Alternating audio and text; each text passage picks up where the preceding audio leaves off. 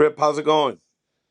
Good afternoon. Thank you so much, Roberto. Thank you for having me on. You're welcome. I got to mix it up here. A little bit of everybody, everything, every community.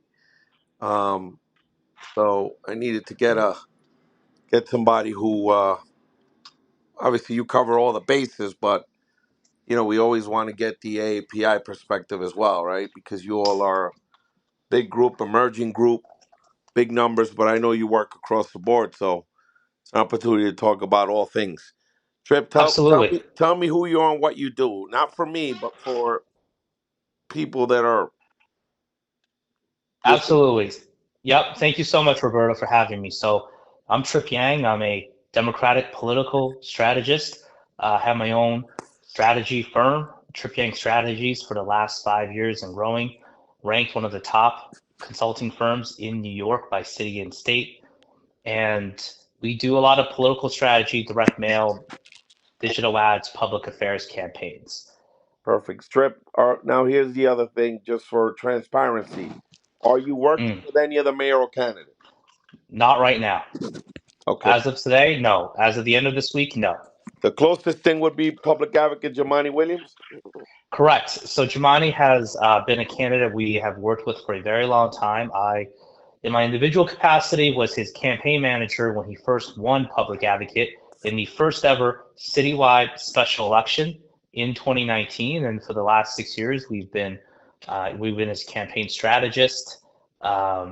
He's obviously running for re-election for public advocate this year, and we are one of his GCs, and we do all his direct mail. Let's start. Very involved in his political strategy. Let's start there, Trip. How's that looking? Because the public advocate traditionally has not been a rock star fundraiser, and I know that Assemblymember Raj Kumar is.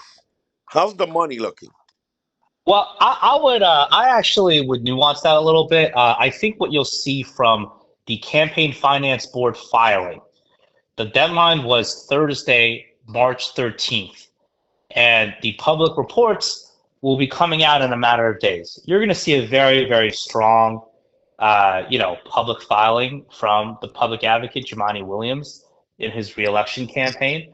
We have an excellent fundraising firm, Declan Hahn, and his team lead Jumani's fundraising, a great team. So, when you get to the April public match disbursements, the public advocates campaign will have about, well over $1 million, for the campaign and public matching funds and as well as, money raised from individuals as well. Combined, it'll be significantly more than $1 million.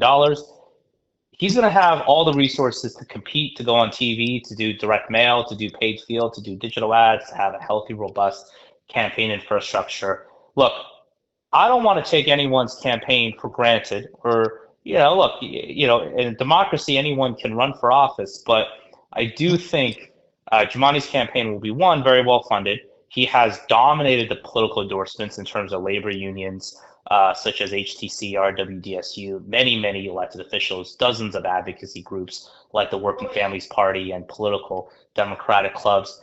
He's going to be both well resourced. He has been very well politically endorsed. He's going to have a very robust campaign operation. I do think he will earn a very strong reelection victory in the June Democratic primary. Does the fact that she's South Asian and a woman put a dent in his voters, meaning in the He has, numbers? yeah, If he has look, he has very strong, bases in the South Asian and the Muslim community. He has done a lot of iftars. He's visited a lot of mosques. He has a strong, this is the campaign side, so his campaign will have a strong South Asian outreach. But in his public advocate's office and in the city council before, he represented an area in Brooklyn that had a growing South Asian population, especially with our Pakistani and Bengali communities. And so he's going to do well in the South Asian community. Look, he's running a campaign that is really going to connect with voters of all backgrounds, demographics, gender. It's a very inclusive campaign. And I'll say this: look, you never want to underestimate an opponent, but Jumani has run for public advocate and won public advocate 3 times now. His 2019 special election was an open seat. He won that by a landslide. He then won his November 2019 reelection against Republican by a landslide. And then he won his November 2021 and the primary in June 2021, those reelections for public advocate by a very large margin. So you don't want to take anything for granted, but he is certainly very, very popular citywide, and he's going to be tough to beat as incumbent. So, Trip, I know that the public advocate Jumaane Williams has a good relationship with both Speaker Adrian Adams and comptroller Brad Lander. Um, Mm-hmm. and I know he said he's supportive of comptroller Lander and Speaker Adams.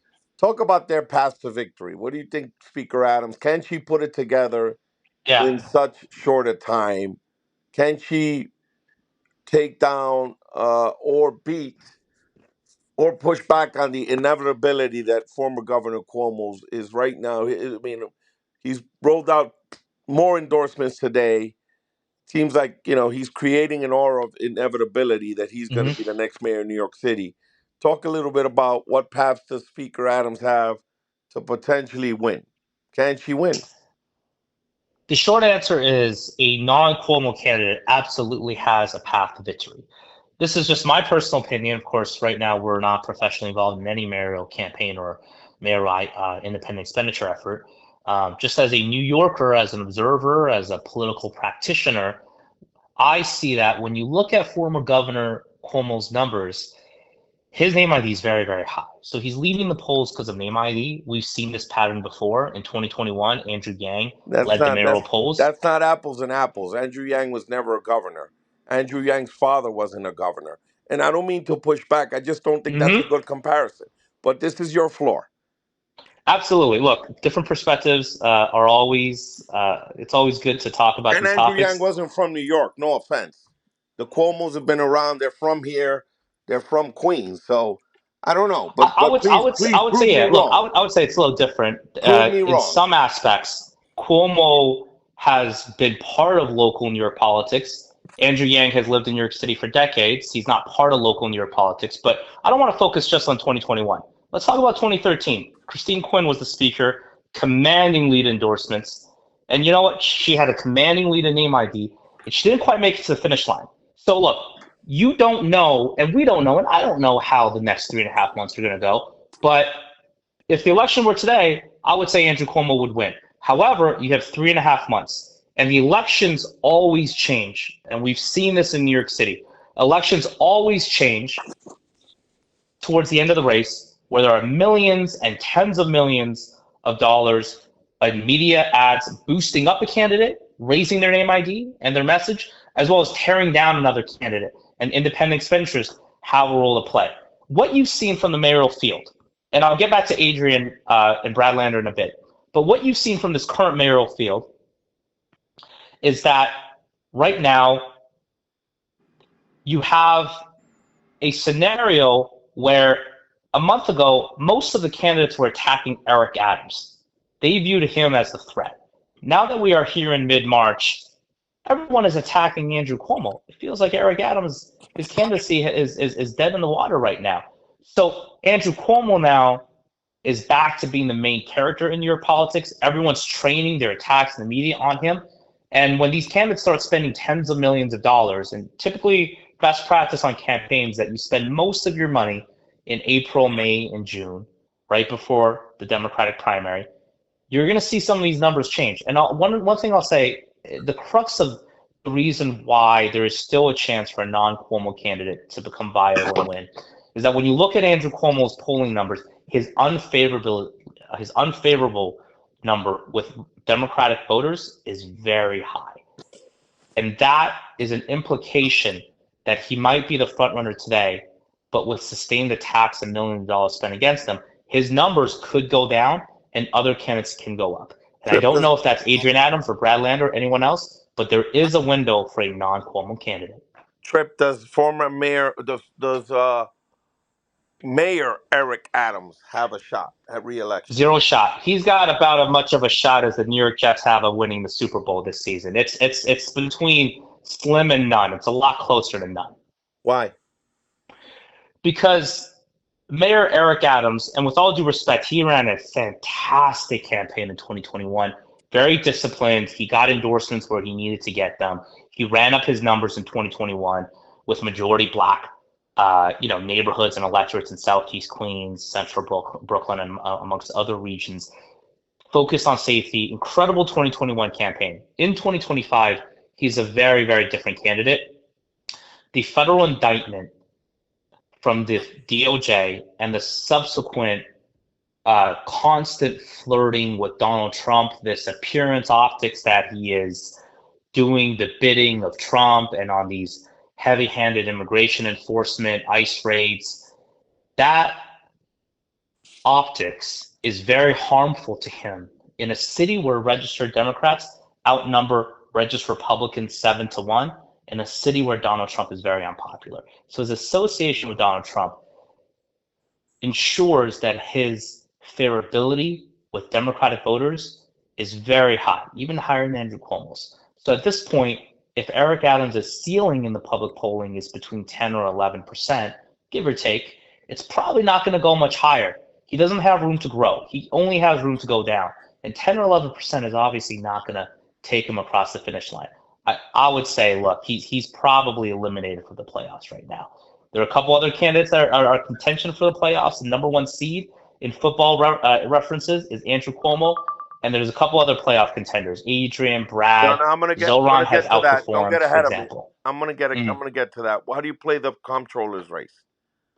New York City There's two comptroller. candidates. Yeah, there's two candidates in the Senator comptroller's Kevin race. Parker. Senator Kevin Parker's running. In fairness to him.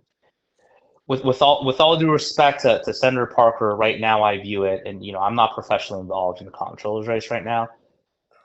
Right now, there are two viable candidates that have raised real amounts of fundraising and that have gotten endorsements, and that's How do you Mark Levine. handicap it? So how do you handicap the race? Between Mark Levine and Justin Brennan, look, probably a 60% probability Mark wins, and probably 40% probability Justin wins. Look, they're both strong candidates. They have support across the 5 boroughs, but the main reason is because Mark has raised more money, he has more endorsements. These are positive indicators in the primary. And also his starting base is the borough of Manhattan. Manhattan in a citywide primary is usually worth around 27 to 30% of the electorate in the citywide primary comes from Manhattan. Manhattan has the highest Democratic turnout per capita of any borough. It's almost always been the case. So his starting default position is higher than Justin's, where Justin represents a Bay Ridge heavy district. South Brooklyn historically does not have that much of a vote share in a citywide primary. Justin himself has relationships across the 5 boroughs. I think he's been an effective finance chair of the council and in city leadership. I'm not saying he doesn't have a chance, but I give the slight edge to Mark Levine here. Trip, where do you think that the Southeast Asian community goes in terms of the South Asian, AAPI, East Yeah. Asian?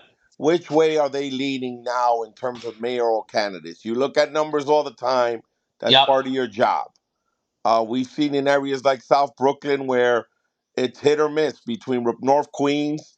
In my experience, and prove me wrong, numbers are showing that they're slightly more moderate, right, than the traditional Democratic voter. Moderate, right of center. Am I wrong? You're not necessarily wrong. There's some nuances, so I'll get into Okay, this. so right now, as it stands, and then Yeah. you educate me.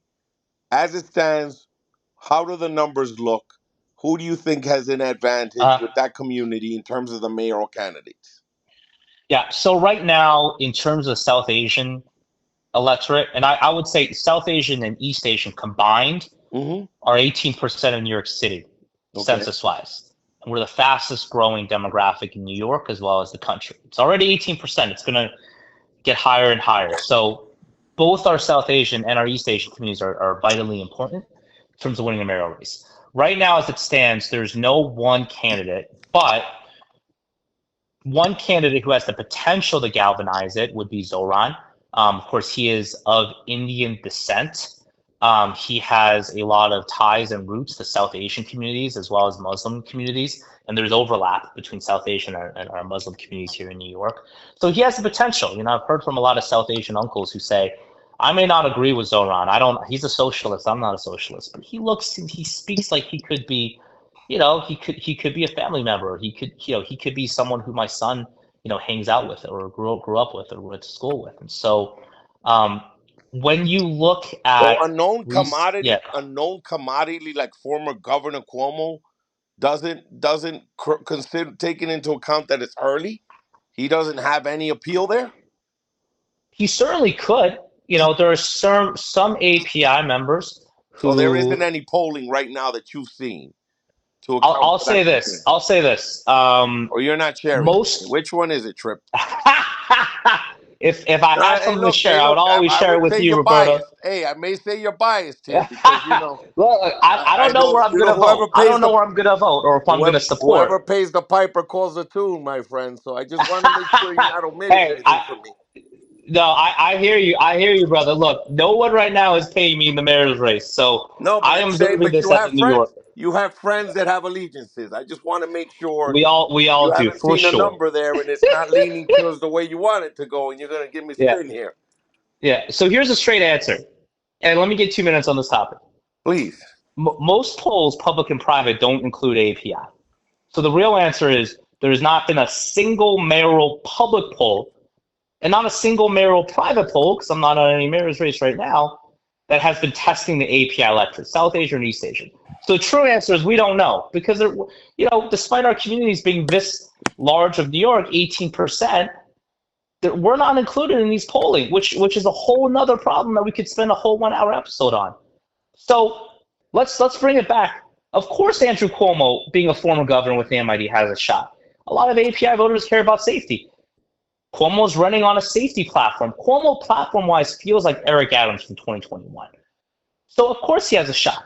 However, I will say this: identity politics, and I mean this in a favorable way, matters. As you know, Roberto, in all of our communities, this matters a lot.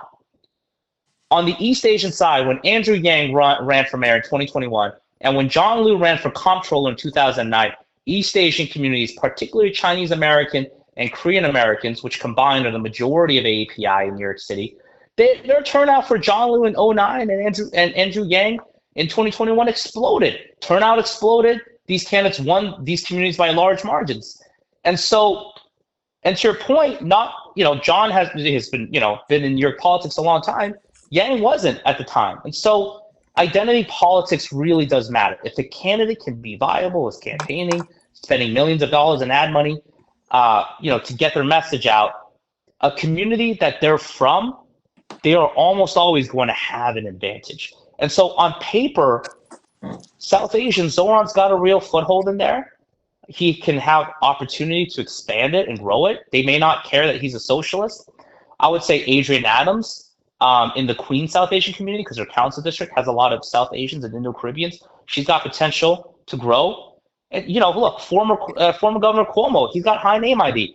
He absolutely is in play for both South Asians and East Asians. But I'm not trying to be biased here when I say when Cuomo was governor, in South Asian circles, a lot of people talked about the fact that he had not visited a mosque for years. And so, yes, he has name ID, but does he have deep relationships? I don't know. That's South Asians. And I'll talk briefly about East Asians, which are about 2/3 of the AAPI electorate, Chinese and Korean and other East Asian communities. They care deeply about safety and education. And I'll say this, I'm Chinese American. We're one of the few AAPI-owned political strategy firms in the country that does campaign successfully. I will say for the East Asian electorate, it is completely a toss-up right now. And all of these candidates should be viewing the East Asian electorate as a very vital piece of their winning formula, and they should be spending time and resources there. I'm gonna put you on the spot here. I want you to say a pro and con of each candidate. When I say Absolutely, let's do it. Let's do it. And when I say pro, what will increase the likelihood that they win, and con, what decreases the likelihood that they can win. So it can't be no fluff here. Ha! Okay? You got it. Andrew Cuomo, pro. A large segment of New Yorkers remember his time in the beginning of COVID and his daily talks as a positive. There's a perception from some voters that it's a positive. So the more he can lean on those positive memories, the more he can campaign currently in 2025 on safety, it can increase his chances of winning. Con. Polling shows that he's vulnerable to the criticism of the sexual harassment allegations, as well as his administration allegedly covering up, mitigating a number of nursing home deaths. So if his opponents spend millions of dollars highlighting those issues, it could decrease his chances of winning. Adrienne Adams, pro. She has a strong record as speaker. She has established that in the last couple of years, she has stood up to Eric Adams when the mayor's administration had tried to cut budgets for parks, libraries, other essential services. So she's relatively non-controversial. Con. She's getting to the race fairly late. And so when you're getting to the race fairly late, you have less time to build up a campaign operation and to raise the millions of dollars you need to be competitive. Brad Lander, pro. Sitting citywide, he has relationships not only in the progressive space, but in other mainstream Democrat spaces. He has raised the most amount of matching funds right now. Con. There is a perception out there that Brad, and I mean this, kind of a neutral way. You can go back to his 2021 race for comptroller that he won. Brad didn't necessarily perform well with communities of color. He didn't necessarily perform well in majority Black, Latino, or Asian neighborhoods. Scott Stringer, pro. He has been in the race for a very long time. He's been a prospective candidate since January 2024. He has been very steady, probably outperformed slightly expectations of him. And look, he has solidified endorsements from the west side of Manhattan, such as Jerry Nadler. Con. There is a feeling, I don't share this feeling, but there's a feeling from some in politics that maybe his best chance at winning was in 2021 before the allegations against Scott, and that it might not be his time. Zona Myrie, pro. Zellner had a strong first quarter filing in 2024. He's got the endorsement of Congressman Dan Goldman. He has, on paper, the potential to unite progressive and central Brooklyn Black communities, which are two huge voting blocks. Con. He has not really been in the media as much in 2025 as this race heats up, and he has not gotten many number one ranked choice endorsements. So you don't know if he can fully put together a winning campaign for mayor. Jessica Ramos, pro. Jessica on paper has a lot of strengths. Before Adrienne, the only woman, the only Latina candidate in the race, chair of the Labor Caucus, so she has relationships with labor. Con. Her fundraising has lagged, and so if you don't get close to $8 million in matching funds, which is the expenditure limit of the primary, you don't really have much of a shot. Zoran Mamdani, pro. He is the overperformer of this primary cycle. He's a 7th round draft pick who is performing as an all-pro as a rookie. Con. He I'm sorry. Go has ahead. raised, yeah, absolutely. He's got a few more pros. He has raised the most amount of small dollar contributions. From my observation, the most amount of volunteers. That's an advantage that the Democratic Socialists bring. So he has completely outperformed his draft stock. Con. Still relatively unknown. I believe he's only in his 4th year as a state assembly member. And, to some circles, being called a Democratic Socialist is a negative. It's a pejorative. Michael Blake, pro. Very charismatic. Grew up in the church. He can give a speech. He's got that Obama connection. Who can ever forget when he worked for the Obama campaign administration well over a decade ago? He presents well. Con. He's been out of the game in New York in this role for over 4 years. He has struggled to raise money. Got it. Trip, I want to thank you so much for your time. But I'm gonna last question for you is Yes. if you were to point one thing. All right, let's wait. Let's talk Mayor Adams. I know you. Yes. Let's keep it short and sweet. pro and con. He said he's running. He's declared he's running. So he is the mayor. He's the mayor of New York City. Pro. He has an office that generates more press attention, good and bad, than any other mayoral candidate. If he can use his office to highlight some of the real, And the objectively budget. And the positive budget. achievement and the budget, he's got leverage on the budget. He'll get a lot of media attention on the budget. He can highlight achievements like the City of Yes housing reform. Look, he has, there's a better than 0% chance his numbers can grow a little bit up because he commands the most amount of media attention. Con. He ain't really running. I mean, he doesn't have a campaign infrastructure. He's not actively out So there petitioning. if you were a betting man, you say today he's not running? I would say he can try to petition in these next few weeks and get his name on the ballot so that his name appears on the June ballot, but he's not a serious candidate. He has no spokesperson, no announced campaign strategist or announced campaign manager, a bare bones website. He's not actively doing fundraisers and doing endorsement screenings. He's not a real candidate, even if there's a chance his name might show up on the June primary ballot. What will let us know what's the final straw in terms of him not running? What do you think will be the formal? Yeah. What do you think will be the straw that breaks the camel's back for him to publicly say, "I'm going to finish out my term," and that'll be it?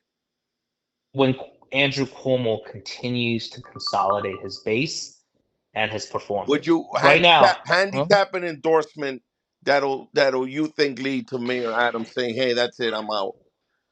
There's probably not one endorsement individually, but when you look right now, some of his very prominent supporters from 2021, Ruben Diaz Jr., Frank Setio, Henry Butler, they've already announced their public support for Cuomo. There's a few others out there And a lot of people associated with the Kings County Democratic Party. Correct.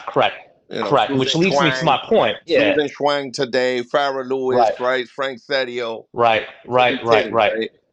Look, I think once you get, it's never one leader or one union, but when you get to the point where Ronise Bachat, the Brooklyn County leader, when you get to a point where an HTC or 32BJ publicly announces they're going with someone other than Eric Adams, that might be the final straw. Like that's when you probably need to see the writing on the wall. Interesting. All right, Trip, thank you so much, man. Anything you want to add to the conversation I forgot to ask you? Oh, this is fantastic. Thanks for your time, Roberto. Look, the mayor's race and New York politics, never a dull moment.